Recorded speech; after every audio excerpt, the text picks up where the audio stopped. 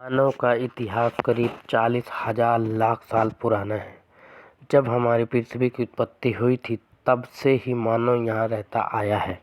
हाल ही के अनुसंधानों से यह जाहिर हो चुका है कि करोड़ों वर्ष पूर्व पृथ्वी के अस्तित्व में आई लगभग 40,000 लाख वर्ष पहले आदिमानव का जन्म हुआ था।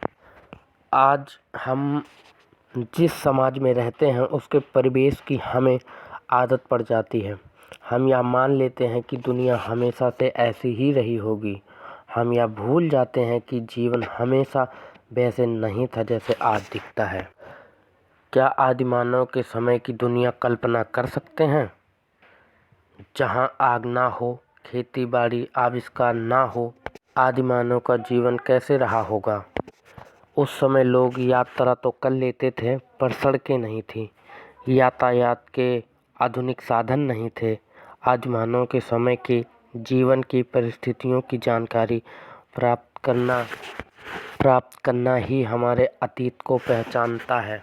हमारे अतीत में जो ज्ञान के भंडार हैं उनका पता हमें पुरातत्व सामग्री, शिलालेख आदि से पता चलता है। हमारे देश में विकसित नदी घाट सभ्यताओं की जानकारी भी हमें वहाँ खुदाई से प्राप्त टूटे भवने, सिक्के, बर्तन, धातु के औजार व ऐसी अनेकों वस्तुएं मिलती हैं जिनका उपयोग आदिमानव किया करते थे।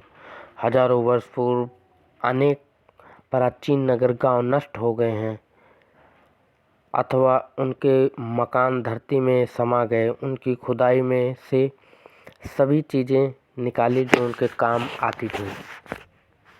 यही चीज़ इतिहास के स्रोतों के रूप में जाने लगी। मनुष्य के जन्म से लेकर लिपि के विकास तक का काल प्रौद्योगिक इतिहास काल अथवा पुराना ऐतिहासिक काल कहा जाता है। वैज्ञानिकों का कहना है कि करोड़ों वर्ष पूर्व पृथ्वी की उत्पत्ति हुई थी और मानव की उत्पत्ति लगभग 40 लाख वर्ष पूर्व होगी। विश्व के अनेक स्थानों पर मानव की खोपड़ियाँ व हड्डियाँ प्राप्त हुई हैं। वे लगभग 1.5 लाख वर्ष पुरानी हैं। आज से 10,000 वर्ष पूर्व तक का काल पूरा ऐतिहासिक काल माना जाता है। इस काल में आदिमानव झुंड बनाकर जंगलों में भोजन की तलाश में घूमा करता था। जानवरों का शिकार करके खाना, गुफाओं में रहना उनकी दिनचर्या हुआ करती थी।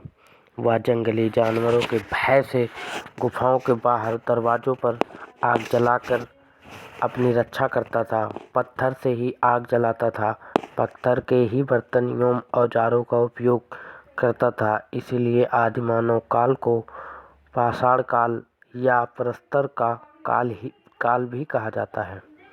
इस काल में आदिमानव घुमक्कड़ जीवन बिताता था। वह छोटे छोटे समूहों में रहता था। समूहों के नेता या मुखिया के साथ भोजन की तलाश में इधर उधर घूमता रहता था और जब एक स्थान पर भोजन समाप्त हो जाता था तब वह